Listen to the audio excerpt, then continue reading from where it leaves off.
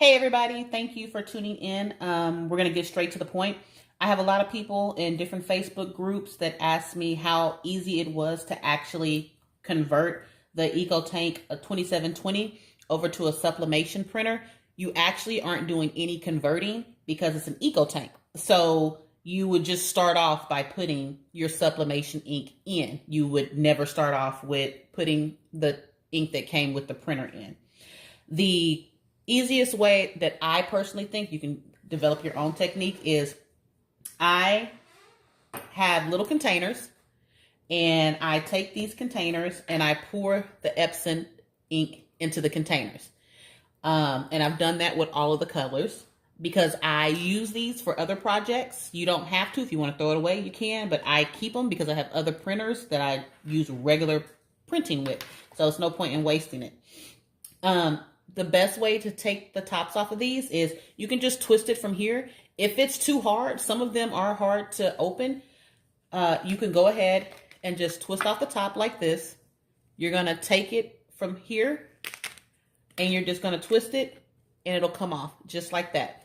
When it comes off, what I do is then pour it into the container. Once it's empty, I rinse it out with just water. If you want to put alcohol in there, you can, up to you. Rinse it out with just water. Either let it air dry or get in there with a napkin and, let it dry like that. But that's pretty much it. So now you have the empty tank. This ink, I've used it before. I don't really have any complaints about it. It is the Printer's Jack ink for sublimation. They have two kinds. They have a UV and then they have just sublimation ink. I don't know what the UV is. All I use is just the sublimation ink. Okay. So once I get it, all you have to do, I love how it comes in this bottle right here, which makes it really, really easy to pour it into here. And you can just squeeze.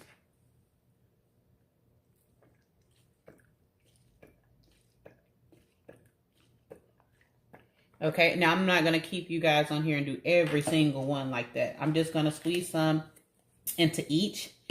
And I am not going to fully fill up all of the tanks because I did that with a printer that I got only to find out that the printer was faulty. And when I went to go return it, I wasn't able to get my ink back out.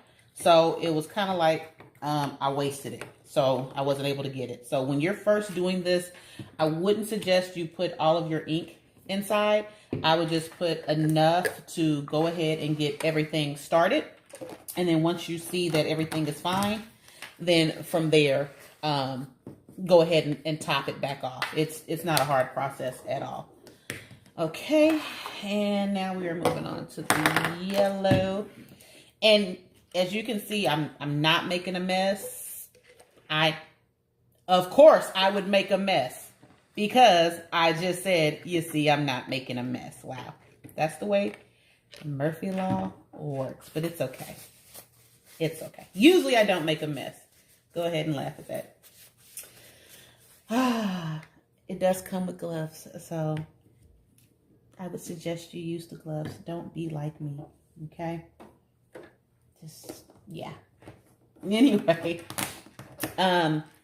yeah, so we're going to do that. All right, so like I said, make sure when you twist it, it doesn't click anymore. You don't want any air or anything like that. You want it to be totally tight. Alrighty. If y'all hear a noise, it's my little puppy. He is spoiled and doesn't want me to do anything if it doesn't revolve around him. Okay.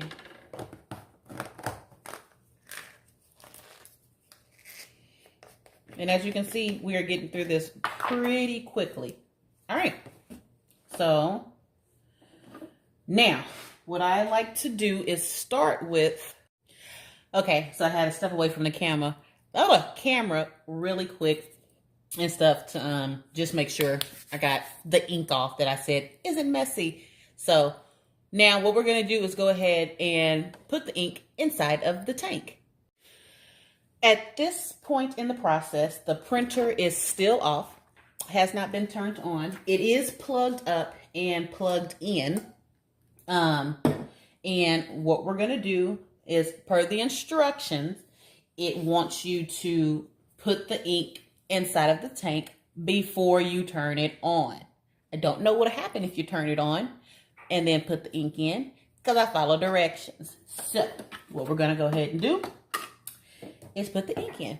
And I'm going to show you how simple this is. So it's good to go. Black, upside down.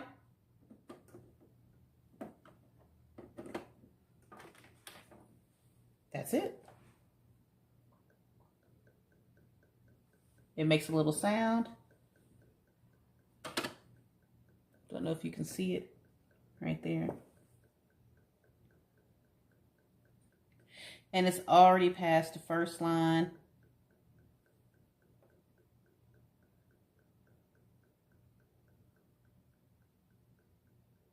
And if you were to fill this up completely, you don't have to worry about like overfilling it.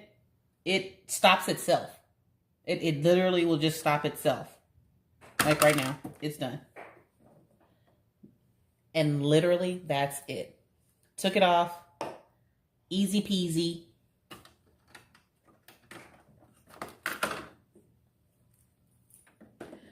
Alrighty.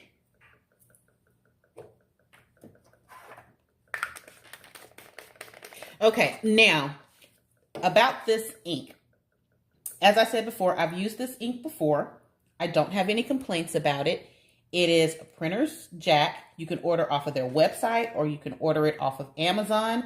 Just remember to get the Sublimation only ink. The EP Sublimation. That's what it says on here. Now, what I use now and the ink that I use in all of my Facebook and Instagram posts and things like that is the Cosmos ink. That is what I use. That is what I love. I won't be going back to anything else. I'll be using them. It's just that I have a lot of the printer jack's ink because their ink is like maybe $22. The highest package they have is maybe $37.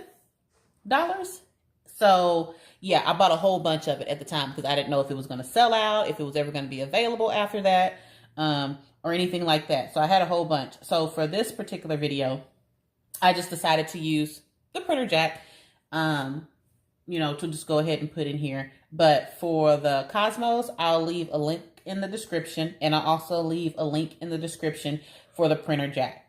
The Cosmo ink is a little bit more expensive. It's $75 for all 4 colors, but it is so vibrant. I don't have any complaints. The customer service is good. It comes with tons of videos and everything else. No, they're not sponsoring me, but they can if they want to. But like I said, printer jack is good too, especially if you're starting out. Just, you know, you don't want to spend a whole bunch of money. It will definitely get the job done and have all of the colors. All right, so we're done. All right, so everything is on the second line, and everything's going to run through. So, ladies and gentlemen, it is just that simple and just that easy to get it in. Now, what I do want to show you is that it's on the second line, okay? And you see how much I used, all right? So to get it full, it's probably just going to be half of this that you're going to use to fill up all of these bars for each one. So you get a lot, and it's still a lot left over as well. All right, so let's jump into the next portion. So that portion was for everyone who wanted to know how hard it was to put the ink inside of the EcoTank. There you go. Very simple. The other half you can stay tuned for, and I'll just go ahead and run through everything else that comes with it and all the other instructions. So we want to go ahead and plug our printer up, which we have done. It says raise the panel and press the power button to turn the product on. press the button. Okay, now we're going to select our language. This is a really small screen. I'm sorry, you guys won't be able to see this. So English. Alrighty. It's preparing. And then it's telling me when instructed to see the start here sheet, press and hold the question mark help button for 5 seconds. So that's what we're doing right now. And let's see, it doesn't really take that long. All right, see the start here bundle with the printer or on website to complete initialization. So we're gonna go ahead and do exactly what they told us to do, which is press the question mark for 5 seconds. Yay! Okay, and now we're going to hit start. And this takes about 10 minutes. And through the wonderful magic of YouTube and editing, we will come back and it'll not even seem like 10 minutes. Okay, and just like that, we are back. Initialization complete. Alrighty, so we're going to click OK. Alrighty, we're going to proceed with align the printer head to get the best print quality. And we're going to hit OK. Perform a print head nozzle check to check print quality. And we're going to say OK. We're going to load the paper in. This is a top loader or front loader, whatever they call it. So the way it prints out is this side, the side that's facing you is the side that the ink is going to be printed on. Okay, so if you have your sublimation paper and it's a certain side, make sure that the side that the ink will be on is facing you when you load it. All right, we're going to go to print. This is the part that a lot of people get frustrated about. And then pray that, you know, all the lines work. I pray that it works as well.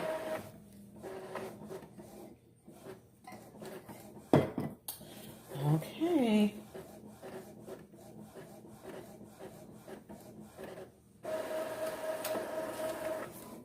Say what? Everything printed beautifully. It's very light because it's still sublimation, but look, no breaks in anything. All of my blues, everything. Yellow is kind of hard to see, but everything is great.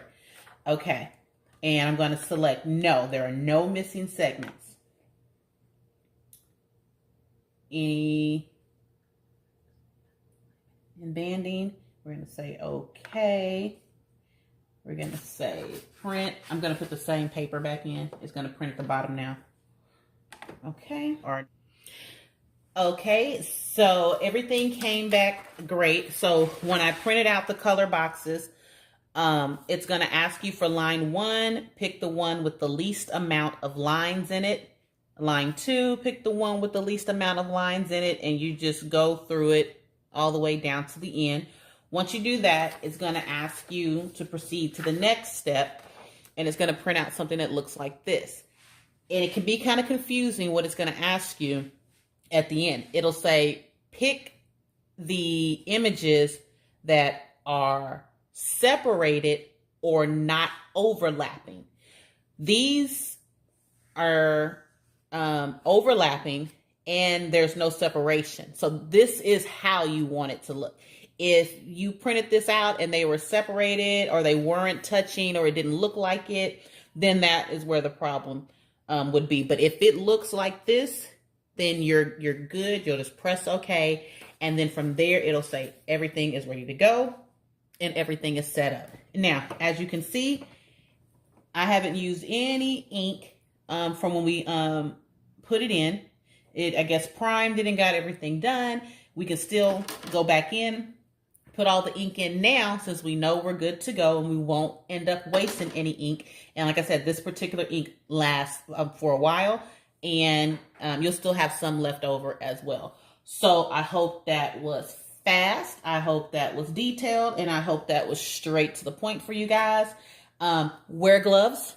Don't be like me And I will do some more videos coming up soon. This is the part where I say, if you like the video, give it a thumbs up, comment, subscribe. I thank you guys. I will be doing more content, which is kind of sweet and straight to the point.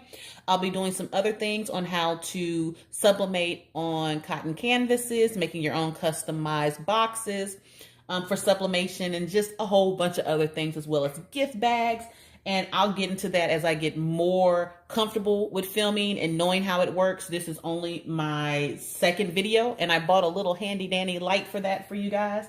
So if you like it, I don't mind doing it. You guys ask me questions on Facebook, I'll answer. Everything that I use today will be in the description box below with the links and everything. So yeah, and if you don't mind, you can use my Amazon link to go ahead and buy these items. Also, you can use my link to buy anything on Amazon, and it'll come back to me and help me so I can help you guys make more videos. All right, thank you. Bye.